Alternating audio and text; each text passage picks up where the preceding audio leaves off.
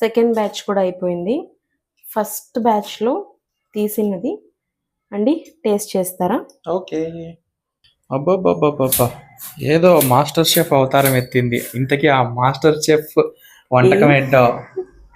మీ favourite వంటకం చాలా రోజుల నుంచి అడుగుతున్నారు, నాకే టైం లేక చేయలేదు. సో ఇవాళ ఎలాగైనా సరే నేను ఇంకా లంచ్ చేయడం అంటే ప్రిపేర్ చేయడం స్కిప్ చేసి మీకోసం ఈ రెసిపీ చేస్తున్నా. ఏంటో అది? ఏంటను వెయిట్ చేస్తున్నారా? ఎస్.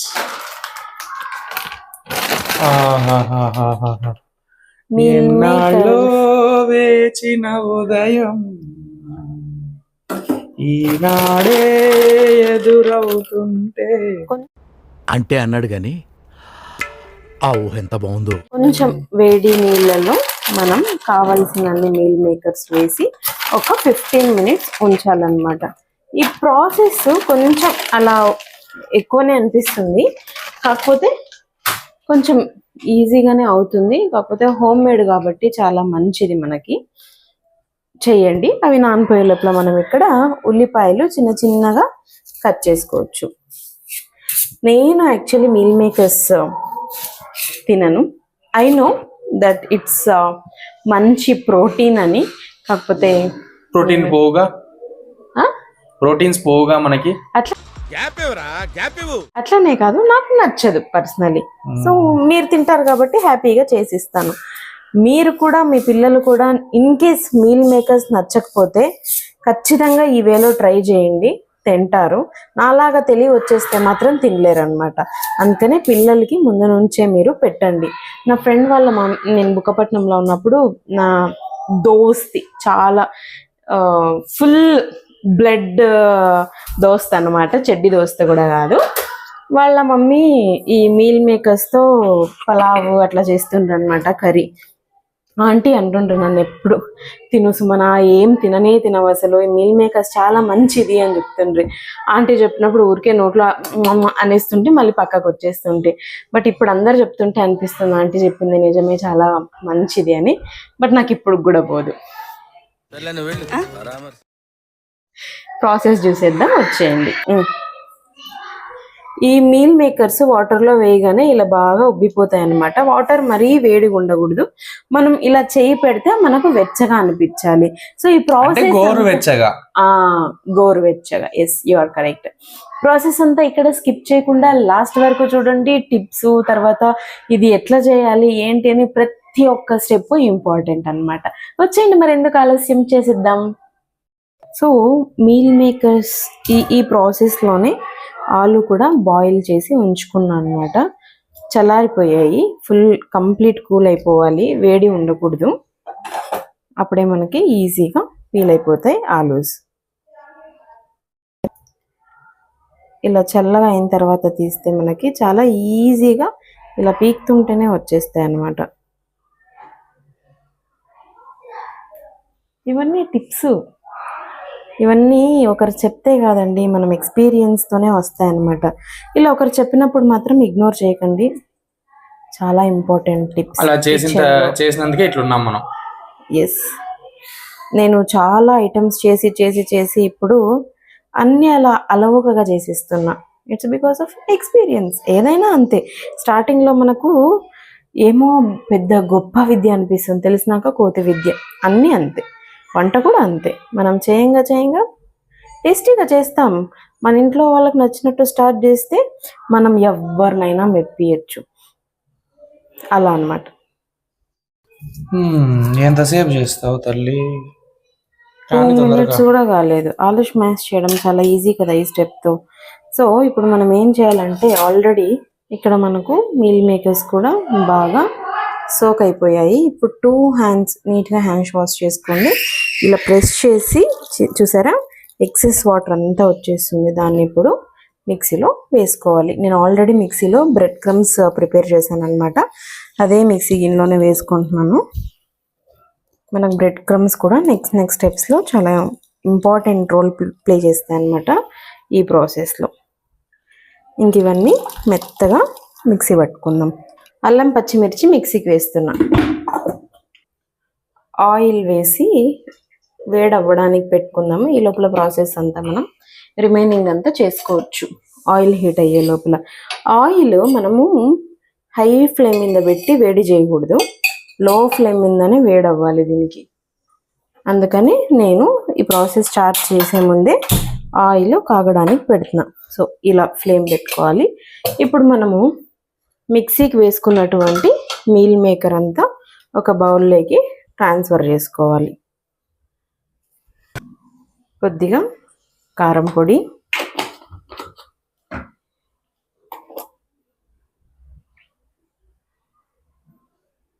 ధనియాల పొడి, అన్ని హాఫ్ టీ స్పూన్ సరిపోతాయి అన్నమాట. మంచిగా కలర్ఫుల్గా కనిపించడానికి, అక్కడక్కడ ఎమ్మి టేస్ట్ తగలడానికి కొద్దిగా తెల్ల నువ్వులు, మీకు కావాలంటే కలోంజీ సీడ్స్ కూడా వేసుకోండి, చాలా బాగుంటుంది. కొద్దిగా చాట్ మసాలా, కొద్దిగా బ్లాక్ పెప్పర్ పౌడర్ అండ్ మనము మిక్సీకి వేసి పెట్టుకున్నటువంటి మిర్చి అండ్ జింజర్ పేస్ట్ వేసుకుంటున్నాం. ఇన్ కేస్ మీకు కావాలి అంటే అల్లం వెల్లుల్లి పేస్ట్ కూడా వేసుకోండి. తర్వాత నీట్గా ఇవన్నీ నీట్గా ఇలా తీసేసుకొని, అసలు ఫ్లేవర్ ఎంత బాగా వస్తుంది. మనము ఆలు స్మాష్ చేసి పెట్టుకున్నాము, నేను ఇందులో కొద్దిగా వేస్తున్నాను. ఆ హాఫ్ వేరే రెసిపీ చేయడానికి, అంటే నేను తినాను కాబట్టి వేరే చేసుకుంటా. దీంట్లో రుచికి సరిపడా సాల్ట్ కూడా యాడ్ చేసుకోవాలి. ఇంక ఇప్పుడు మంచిగా మిక్స్ చేయాలన్నమాట. ప్రెస్ చేస్తూ మిక్స్ చేయాలి.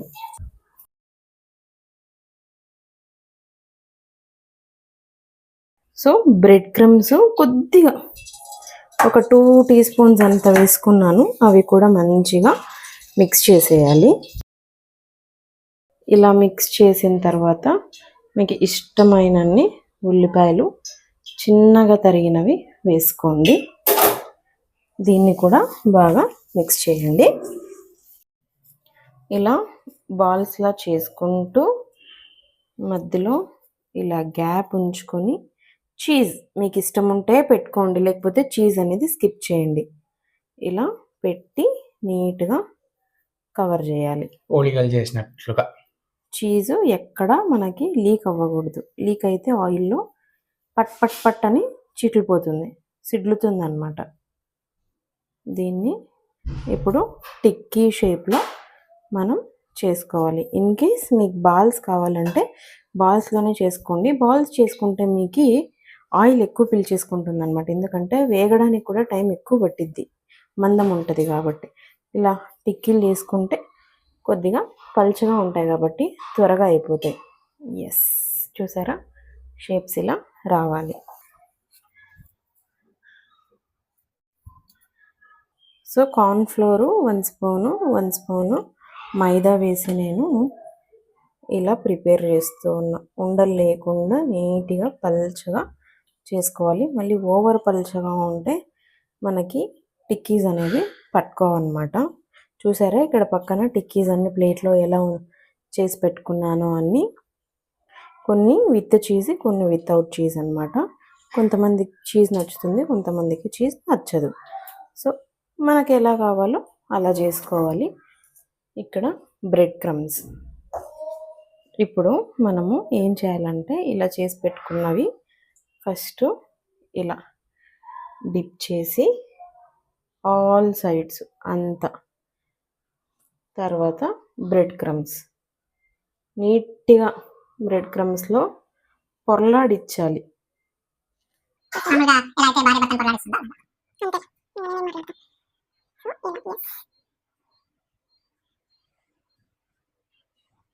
ఇది నుంచి తీస్తూనే దీంట్లో నుండి వెంటనే వేసేయకండి, కాసేపు పెట్టండి.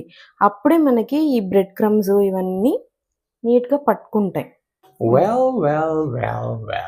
చూసారా, అన్నీ ఎంత చక్కగా బ్రెడ్ క్రమ్స్ అన్నీ డిప్ చేసుకొని ఇక్కడ ప్లేట్లో ఉంచాను. ఇంక ఇప్పుడు డీప్ ఫ్రైకి ఆయిల్లో వేసేద్దాం. ఆయిల్ ఓవర్ హీట్ ఉండకూడదు, ఇవి చాలా డెలికేట్గా ఉంటాయి, మనం చాలా కేర్ఫుల్గా హ్యాండిల్ చేయాలి. ఎలా అంటే అలా వేసేస్తే పడిపోతాయండి, ఇవి పగిలిపోతాయి కూడా.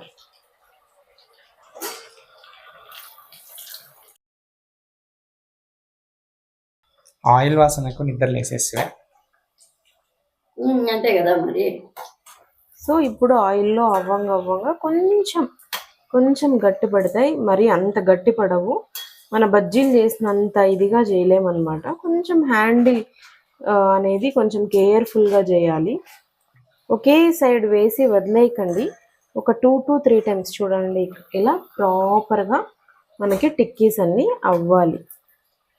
ఒక్కొక్కటే నీట్గా తీసుకోండి, బ్యాచ్ వైజ్ చేసుకోండి. హడావిడిగా అన్నీ ఒకేసారి అయిపోవాలని మాత్రం అనుకోకండి, మంచిగా రావు. ఫస్ట్ బ్యాచ్ అయిపోయింది, సెకండ్ బ్యాచ్ టిక్కీస్ అన్నీ ఆయిల్లో వేస్తున్నా. నీట్గా ఇక్కడ 1 by 1 వేసుకొని బ్యాచ్ వైజ్ చేసుకోండి. నేను క్వాంటిటీ తక్కువ చేస్తున్నా కాబట్టి నాకు 2 batchesలో అయిపోతాయి. ఇలా ఏమైనా అడ్జస్ట్మెంట్స్ ఉంటే నిదానంగా చేసుకోండి, ఎక్కువ హార్ష్గా చేసుకోవద్దండి, పగిలిపోతాయి. చూద్దాం కట్ చేస్తే ఎలా వస్తుందో. చూసారా క్రిస్పీనెస్, సాఫ్ట్నెస్ లోపలంతా చూసారా? ఎస్, దీన్ని కెచప్తో సర్వ్ చేసుకోవాలి.